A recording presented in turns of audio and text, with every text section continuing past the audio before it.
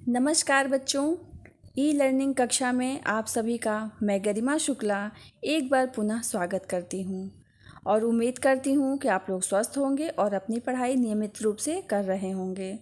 तो बच्चों, आइए आज हम हिंदी व्याकरण से पढ़ेंगे पाठ 8 समास विषय के बारे में। इससे पहले आप लोग को उपसर्ग एवं प्रत्यय के बारे में पढ़ाया गया था।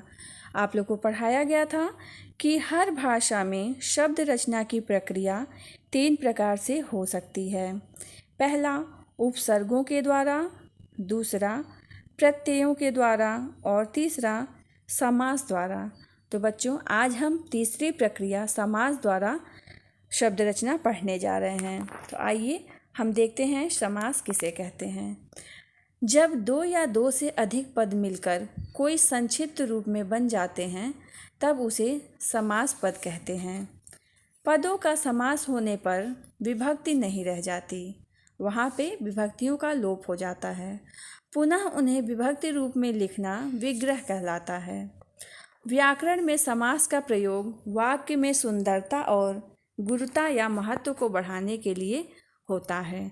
जैसे नारायणम पति अर्थात नरपति, हिमस्य आलय, इसका संक्षिप्तीकरण कर देंगे तो हो जाएगा हिमालय। बच्चों, समास की परिभाषा, दो या दो से अधिक शब्दों के मेल से जो नया शब्द बनता है उसे हम समस्त पद कहते हैं। इस मेल की प्रक्रिया को समास कहते हैं। समास होने पर बीच की विभक्तियों, शब्दों तथा और आदि अवयवों का लोप हो जाता है।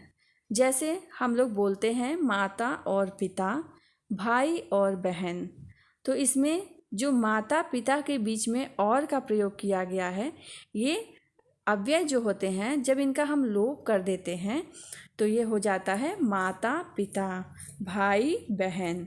इसी प्रकार देखिए गंगा का जल, जब इसका हम समास करेंगे तो यहाँ पे का विभक्ति जो लगी हुई है उसका हम लोप कर देंगे तो हमारा नया शब्द बन जाएगा गंगा जल। बच्चों, समास का तात्पर्य होता है संक्षिप्तीकरण अर्थात छोटा करने की विधि। छोटा करके जब हम उसे लिखते हैं तो वो हमारा समास कहलाता है। आइए बच्चों, ये समास के उदाहरण दिए हुए हैं, हम इन्हें पढ़ते हैं। इसमें है पूर्व पद, उत्तर पद और समस्त पद। तो पूर्व पद में देखिए राजा और उत्तर पद में दिया है का पुत्र। तो जब इसका हम समस्त पद करेंगे, संक्षिप्तीकरण करेंगे तो हमारा शब्द बन जाएगा राजपुत्र। यहाँ पे का विभक्ति का जो प्रयोग हुआ है उसका हम लोप कर देंगे, यानी कि उसको हटा के लिखेंगे राजपुत्र। उसी प्रकार यश को प्राप्त, तो जब इसका समस्त पद होगा तो यहाँ पे को विभक्ति का लोप हो जाएगा और हमारा शब्द होगा यश प्राप्त। उसी प्रकार स्नान का गृह, तो यहाँ पे का को हटा के हम लिखेंगे स्नान गृह। अब आपको समझ में आया होगा कि समास कैसे होता है। अब इसके बाद हम पढ़ते हैं समास विग्रह के बारे में। बच्चों, समस्त पद के सभी पदों को अलग अलग किए जाने की प्रक्रिया ही समास विग्रह कहलाती है। जैसे दाल रोटी शब्द का विग्रह होगा दाल और रोटी। हम बोलते हैं तो जैसे दाल और रोटी बोलते हैं, तो यहाँ पे दाल रोटी शब्द का विग्रह होगा दाल और रोटी। यहाँ पे कुछ अन्य उदाहरण भी दिए गए हैं, आइए इन्हें पढ़ते हैं। समस्त पद है माता पिता, तो जब इसका हम समास विग्रह करेंगे तो यहाँ विभक्ति को हम उसी प्रकार लिख देंगे तो हो जाएगा माता और पिता। यहाँ पे जो भी चिन्ह दिए हुए हैं उनको हम समास विग्रह में लिख देते हैं। पुरुषों में उत्तम अर्थात पुरुषोत्तम। उसी प्रकार समस्त पद है आप बीती, आप पर बीती, यहाँ पे पर का प्रयोग हुआ है। उसी प्रकार दोपहर, दो पहरों का समाहार। लंबोदर, लंबा है उदर जिसका। आ जन्म, जन्म से लेकर, यहाँ पे सारा और में, पर, का, है, से, ये जो विभक्तियों का प्रयोग हुआ है इसी का जब हम लोप कर देते हैं तो ये समास हो जाता है और जब इसे हम जोड़ के लिखते हैं तो ये समास विग्रह हो जाता है। इसके बाद पढ़ेंगे हम समास के भेद और प्रभेद के बारे में। बच्चों, समास के निम्नलिखित 4 भेद होते हैं। पहला तत्पुरुष समास, दूसरा बहुव्रीहि समास, तीसरा द्वंद्व समास और चौथा होता है अव्ययी भाव समास। अब तत्पुरुष समास में भी दो उपभेद होते हैं। पहला कर्मधारय समास और दृगु समास। तो आइए हम पहला तत्पुरुष समास के बारे में पढ़ते हैं। जिस समस्त पद में पूर्व पद विशेषण होने के कारण गौड़ हो जाता है तथा उत्तर पद विशेष से होने के कारण प्रधान होता है, वहाँ तत्पुरुष समास होता है। विग्रह करते समय कारकी चिन्हों को जिनका समास करते समय लोप कर दिया गया था, पुनः उन्हें जोड़ दिया जाता है, जैसे भूखमरा तथा पूजा घर। इन शब्दों का विग्रह होगा भूख से मरा। यहाँ पे से करण कारक का चिन्ह हो गया है, एवं पूजा के लिए घर। तो यहाँ पे के लिए जो है वो संप्रदान कारक का चिन्ह है। तो हमारा ये हो जाएगा पूजा, घर और भूखमरा। तो भूखमरा में से का प्रयोग किया गया है और पूजा के लिए घर, इसमें संप्रदान कारक का प्रयोग हुआ है। तो यहाँ पे अन्य उदाहरण देखिए दिया हुआ है। समस्त पद हमारा है रेखांकित। तो यहाँ पे पूर्व पद हो गया रेखा, कारकी चिन्ह इसमें है से, उत्तर पद हो गया है अंकित, रेखा से अंकित। तो इसका समस्त पद हो जाएगा रेखांकित। उसी प्रकार युद्ध क्षेत्र, युद्ध का क्षेत्र। गुरु दक्षिणा, गुरु के लिए दक्षिणा। यश प्राप्त, यश को प्राप्त। अब इसके बाद तत्पुरुष समास के भेद। तत्पुरुष समास के भेद हैं। पहला कर्म तत्पुरुष, इसका चिन्ह होता है के। बच्चों यहाँ पे समास के जितने भी भेद दिए हैं, तत्पुरुष समास के जो भी भेद दिए गए हैं, उनके चिन्ह आप लोग को याद करना बहुत ही आवश्यक है, क्योंकि अगर चिन्ह याद रहेगा तभी आप पहचान सकते हैं कि ये कौन सा भेद है, कर्म तत्पुरुष है या करण तत्पुरुष है। इस प्रकार से आप लोग को समझ में आसानी होगी समझने में, इसलिए आप इसको याद कर लीजिए। तो यहाँ पे देखिए कर्म तत्पुरुष, इसका चिन्ह हो गया है को। तो आइए समस्त पद देखते हैं। ग्राम गत, अब इसका हम जब विग्रह करेंगे तो ग्राम को गत, यहाँ पे चिन्ह है को और समस्त पद हो जाएगा ग्राम गत। उसी प्रकार है जेब कतरा, जेब को कतरने वाला। सुख प्राप्त, सुख को प्राप्त। स्वर्ग गत, स्वर्ग को गत। स्वर्ग प्राप्त, स्वर्ग को प्राप्त। गगन चुंबी, गगन को चूमने वाला। तो यहाँ पे को का चिन्ह लगाया गया है, इसलिए यहाँ पे कर्म तत्पुरुष हो जाएगा। दूसरा है करण तत्पुरुष। करण तत्पुरुष का चिन्ह होता है से अथवा द्वारा या के द्वारा। इसमें देखिए रेखांकित, रेखा से अंकित। शोकाकुल, शोक से आकुल। तुलसीकृत, तुलसी द्वारा कृत। भयग्रस्त, भय से ग्रस्त। गुण युक्त, गुणों से युक्त। कष्ट साध्य, कष्ट से साध्य। यहाँ पे से या द्वारा प्रयोग हुआ है, तो इसलिए यहाँ पे हो जाएगा करण तत्पुरुष। इसके बाद बच्चों है संप्रदान तत्पुरुष। संप्रदान तत्पुरुष का चिन्ह होता है के लिए। अब यहाँ पे देखिए यज्ञशाला, यज्ञ के लिए शाला। तो यहाँ पे के लिए का प्रयोग हो गया है, तो हम पहचान लेंगे कि ये संप्रदान तत्पुरुष है। उसी प्रकार है देशभक्ति, देश के लिए भक्ति। माल गोदाम, माल के लिए गोदाम। डाक गाड़ी, डाक के लिए गाड़ी। आराम कुर्सी, आराम के लिए कुर्सी। जेब घड़ी, जेब के लिए घड़ी। तो यहाँ सब में के लिए का प्रयोग हुआ है, इसलिए यहाँ पे संप्रदान तत्पुरुष हो गया है। अब देखिए अपादान तत्पुरुष। अपादान तत्पुरुष का चिन्ह होता है से, और यहाँ पे अलग होने के अर्थ में से का प्रयोग होता है। जैसे कार्य मुक्त, कार्य से मुक्त, यानी कि कार्य से अलग कर दिया गया है, मुक्त कर दिया गया है, इसलिए यहाँ पे से का प्रयोग हुआ है। तो ये अपादान तत्पुरुष होगा, जहाँ पे अलग होने के अर्थ में से का प्रयोग होता है। उसी प्रकार देखिए सेवा मुक्त, सेवा से मुक्त। विद्याहीन, विद्या से हीन। धर्म भ्रष्ट, धर्म से भ्रष्ट। नेत्रहीन, नेत्रों से हीन। चरित्रहीन, चरित्र से हीन। अब संबंध तत्पुरुष है। संबंध तत्पुरुष का चिन्ह होता है का, के, की। जहाँ भी का, के, की का प्रयोग होगा वहाँ आप तुरंत पहचान जाएंगे कि ये संबंध तत्पुरुष है। देखिए, जीवन साथी, जीवन का साथी। गृह स्वामी, गृह का स्वामी अर्थात घर का जो स्वामी होता है। घुड़दौड़, घोड़ों की दौड़। कवि गोष्ठी, कवियों की गोष्ठी। राष्ट्रपति, राष्ट्र का पति। ग्राम पंचायत, ग्राम की पंचायत। यहाँ पे का, के, की का प्रयोग होने के नाते ये संबंध तत्पुरुष हो गया है। इसके बाद है अधिकरण तत्पुरुष। बच्चों, अधिकरण तत्पुरुष का चिन्ह होता है में या पर। जहाँ भी में या पर का प्रयोग होगा वहाँ अधिकरण तत्पुरुष कहा जाएगा। जैसे देखिए, पुरुषोत्तम, पुरुषों में उत्तम। लोकप्रिय, लोक में प्रिय। आत्मविश्वास, आत्म यानी कि स्वयं पर विश्वास। आप बीती, आप यानी कि अपने पर बीती। दानवीर, दान में वीर। रण कौशल, रण में कौशल। अब बच्चों, इसके बाद हम पढ़ेंगे तत्पुरुष समास के उपभेद। तत्पुरुष समास के दो उपभेद होते हैं।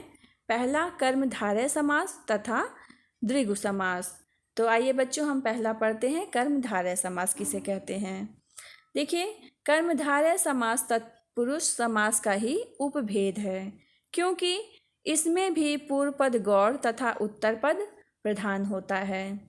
इसके बाद इस समास में या तो पूर्व पद विशेषण होता है तथा उत्तर पद विशेष्य, अथवा दोनों पदों के बीच उपमेय उपमान का संबंध होता है।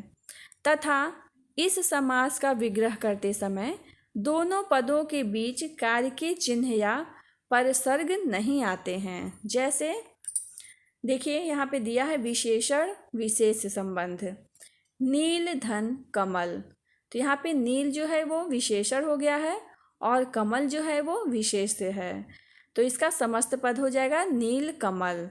और जब हम इसका विग्रह करेंगे तो ये हो जाएगा नीला है जो कमल। इसी प्रकार है पीत धन अंबर, पीतांबर। पीला है जो अंबर यानी कि वस्त्र। महाधन आत्मा, महात्मा। महान है जो आत्मा। भला धन मानस, भला मानस। भला है जो मानस। अब इसके बाद देखिए, यहाँ पे अन्य उदाहरण भी दिए गए हैं। नीलकंठ, नीला है जो कंठ। नील गाय, नीली है जो गाय।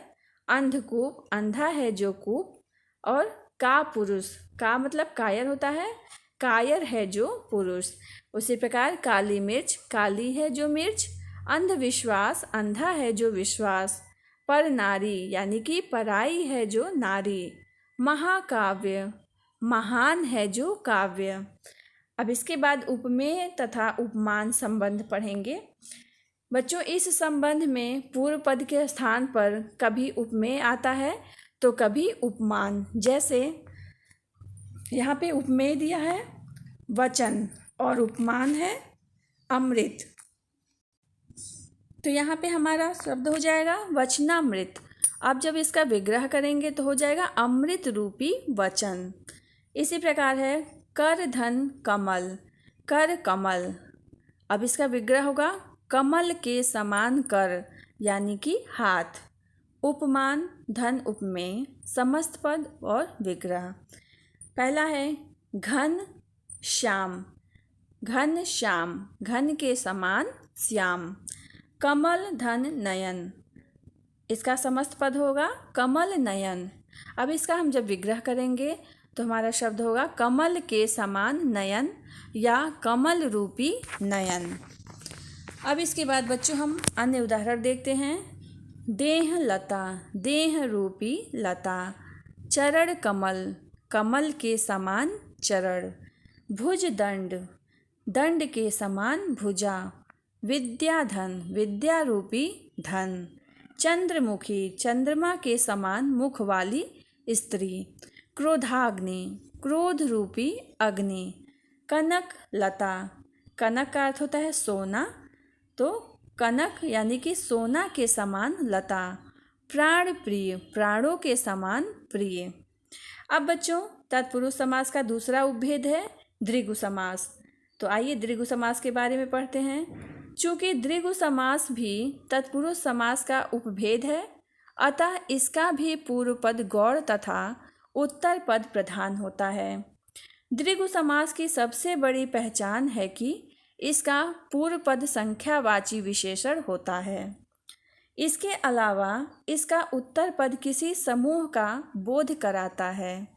यदि विग्रह करते समय उत्तर पद के साथ समूह या समाहार शब्द का प्रयोग नहीं किया गया हो तो पूर्व पद संख्यावाची होते हुए भी यह कर्मधारय समास कहलाएगा। और जब हम समूह या समाहार शब्द का प्रयोग कर देते हैं तो वहाँ पे द्विगु समास हो जाता है। तो आइए हम इसको पढ़ते हैं। पहला है समस्त पद त्रिभुज। अब यहाँ पे 3 भुजाएं हैं, जो अगर हम ऐसा लिखते हैं तो ये कर्मधारय समास का उदाहरण माना जाएगा। और अगर हम 3 भुजाओं का समाहार लिख देंगे तो ये द्विगु समास का उदाहरण होता है। उसी प्रकार पंचतंत्र, 5 हैं तंत्र जो, तो ये हो जाएगा कर्मधारय समास का उदाहरण। और 5 तंत्रों का समूह, तो ये द्विगु समास हो जाएगा। अष्ट सिद्धि, 8 सिद्धियां हैं जो, ये कर्मधारय समास का उदाहरण हो जाएगा। और 8 सिद्धियों का समाहार, तो ये द्विगु समास हो जाएगा। बच्चों द्विगु समास में समाहार समूह शब्द का प्रयोग होता है और कर्मधारय समास में नहीं होता है। अब आइए द्विगु समास के अन्य उदाहरण के बारे में पढ़ते हैं। समस्त पद है पंजाब। विग्रह करेंगे तो हो जाएगा 5 आबों का समूह। सप्त सिंधु, 7 सिंधुओं का समूह। चतुर्भुज, 4 भुजाओं का समूह। सप्ताह, 7 दिनों का समूह। षड रस, षड मतलब 6 रसों का समाहार। त्रिभुवन, 3 भुवनों का समाहार। चौराहा, 4 राहों का समाहार। शताब्दी, शत मतलब होता है 100 अब्दों यानी कि वर्षों का समाहार। नवरात्र, नव मतलब 9 रातों का समाहार। इसी प्रकार से यहाँ समस्त पद है सतसई, 700 दोहों का समूह। त्रिफला, 3 फलों का समाहार। नवरत्न, 9 रत्नों का समाहार। दुराहा यानी कि 2 राहों का समाहार। चारपाई, 4 पैरों का समाहार। तिरंगा, 3 रंगों का समाहार। दशानन, 10 आननों यानी कि मुखों का समाहार। पंचवटी, 5 वट वृक्षों का समूह। चवन्नी, 4 आनों का समाहार। तो इस प्रकार ये हमारा द्विगु समास का उदाहरण है। अब इसके बाद हम दूसरा समास पढ़ेंगे बहुब्रीहि समास के बारे में। बहुब्रीहि समास के दोनों पद जो होते हैं वो गौड़ होते हैं। वस्तुतः बहुब्रीहि समास के दोनों पद परस्पर मिलकर किसी तीसरे पद के बारे में कुछ कहते हैं और यह तीसरा पद ही प्रधान होता है। उदाहरण के लिए नीलकंठ शब्द, नीलकंठ शब्द जो है वो नील तथा कंठ इन 2 पदों से मिलकर बना है। यदि इस शब्द का विग्रह नीले रंग का कंठ किया जाए तो विशेषण नीला तथा विशेष जो होगा वो कंठ हो जाएगा। तो ये ऐसे होने के कारण यह कर्मधारय समास का उदाहरण होगा। किंतु यदि इसका विग्रह किया जाए नीला है कंठ जिसका, अर्थात यहाँ शिव के बारे में बताया जा रहा है, तो यही उदाहरण बहुब्रीहि समास का हो जाएगा, क्योंकि इस विग्रह में नील तथा कंठ दोनों पद मिलकर किसी तीसरे पद यानी कि शिव की विशेषता बता रहे हैं, इसलिए ये बहुब्रीहि समास का उदाहरण हो जाएगा। यहाँ पे कुछ अन्य उदाहरण भी दिए हैं जिसे आप पढ़ लीजिए। पहला है षडानन, षट मतलब 6 हैं आनन जिसके, यानी कि यहाँ भगवान कार्तिकेय के बारे में बताया गया है। इसी प्रकार चक्रधर, चक्र धारण किया है जिसने, अर्थात विष्णु। अब यहाँ पे देखिए गजानन, गज के समान आनन है जिसका, यहाँ पे किसी तीसरे के बारे में बताया जा रहा है यहाँ गणेश भगवान के बारे में बताया जा रहा है, तो ये भी बहुब्रीहि समास का उदाहरण हो जाएगा। घन श्याम, घन के समान श्याम है जो, यानी कि कृष्ण। त्रिलोचन, तीन है लोचन जिसके, अर्थात शिव।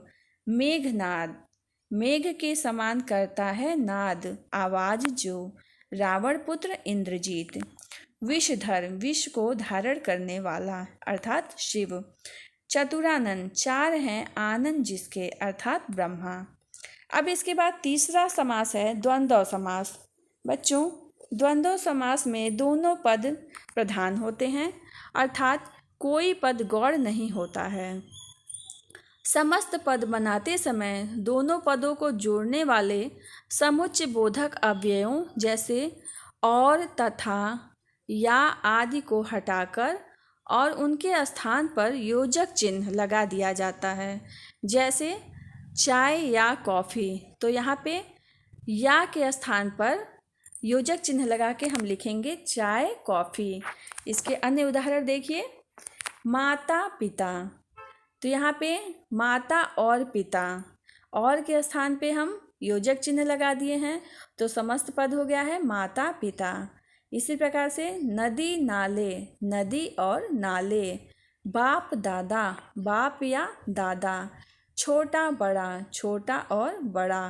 पाप पुण्य, पाप तथा पुण्य। इसी प्रकार से यहाँ भी उदाहरण दिया गया है। अन्न जल, अन्न और जल।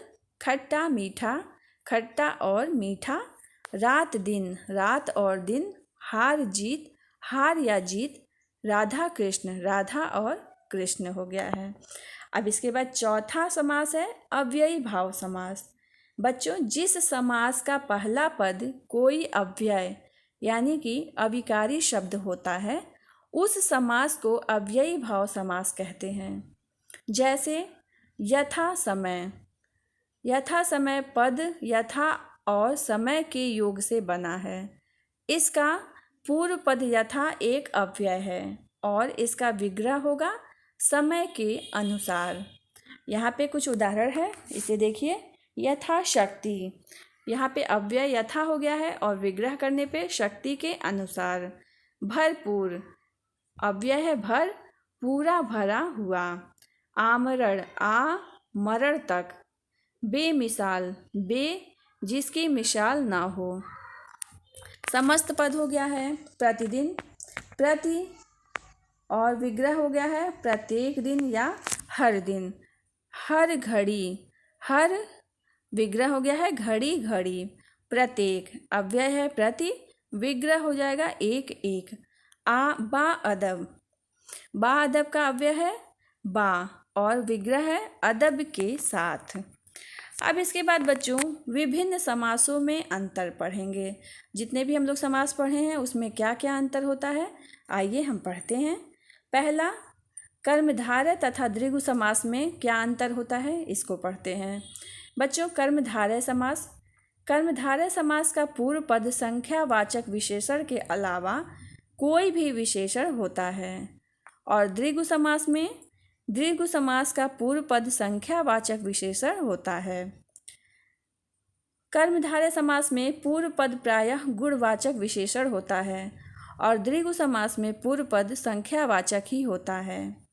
कर्मधारय समास में विग्रह करते समय उत्तर पद के साथ समूह या समाहार शब्द का प्रयोग नहीं किया जाता है और द्विगु समास में विग्रह करते समय उत्तर पद के बाद समूह या समाहार शब्द का प्रयोग अनिवार्य रूप से किया जाता है, जिससे ये पता चलता है कि ये द्विगु समास के उदाहरण हैं या कर्मधारय समास के उदाहरण हैं।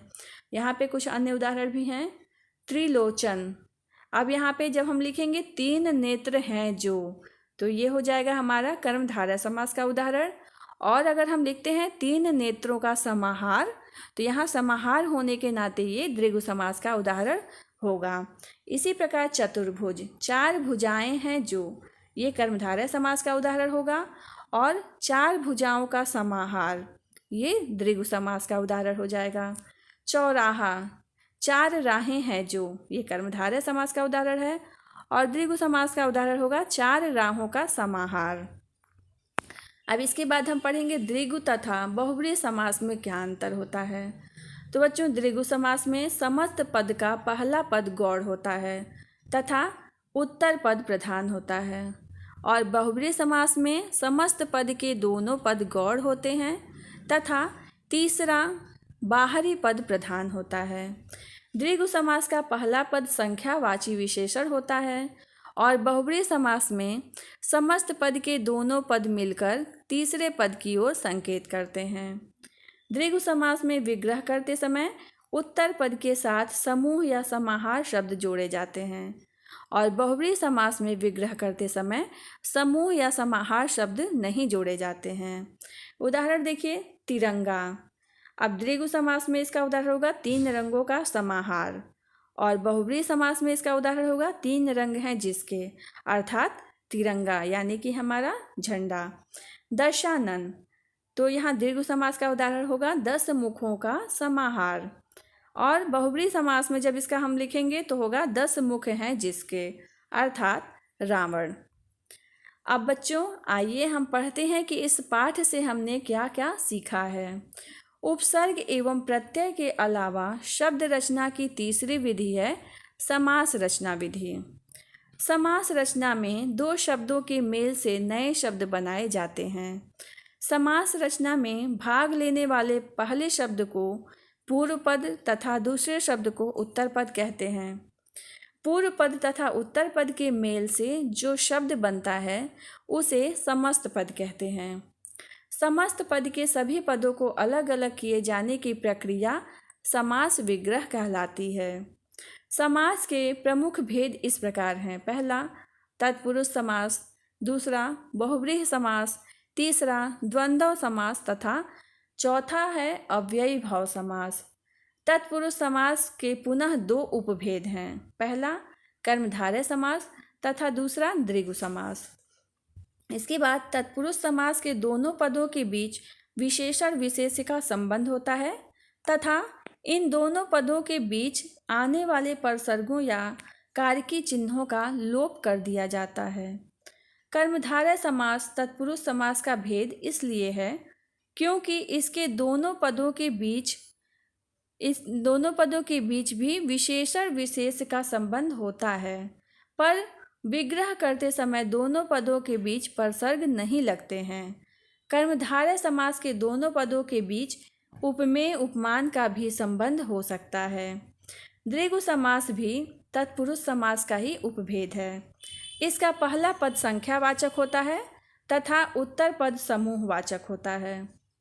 अतः विग्रह करते समय उत्तर पद के साथ समूह या समाहार शब्द लगाया जाता है। बहुब्रीहि समास में दोनों ही पद गौड़ होते हैं तथा दोनों मिलकर किसी तीसरे के बारे में कुछ कहते हैं, साथ ही यह तीसरा पद ही प्रधान होता है। द्वंद्व समास में दोनों ही पद प्रधान होते हैं। इसमें दोनों पदों को जोड़ने वाले समुच्चय बोधकों और या अथवा आदि का लोप कर दिया जाता है। अव्ययी भाव समास की सबसे बड़ी पहचान है कि इसका पहला पद कोई अव्यय शब्द होता है। तो बच्चों, आप लोग को समास के बारे में समझ में आ गया होगा कि समास किसे कहते हैं और विभिन्न समासों में क्या क्या अंतर पाए जाते हैं। अब इसके बाद इस पाठ से संबंधित आपके अभ्यास प्रश्न हैं। समास किसे कहते हैं, उदाहरण देकर समझाइए। समास विग्रह से क्या तात्पर्य है, उदाहरण देकर समझाइए। बच्चों, इन प्रश्नों को आप अपनी उत्तर पुस्तिका में लिखेंगे। बाकी शेष प्रश्नों को आप पेंसिल की सहायता से पुस्तक में ही अभ्यास करने का प्रयास करेंगे। आज के लिए इतना ही बच्चों, धन्यवाद। आपका दिन मंगलमय हो।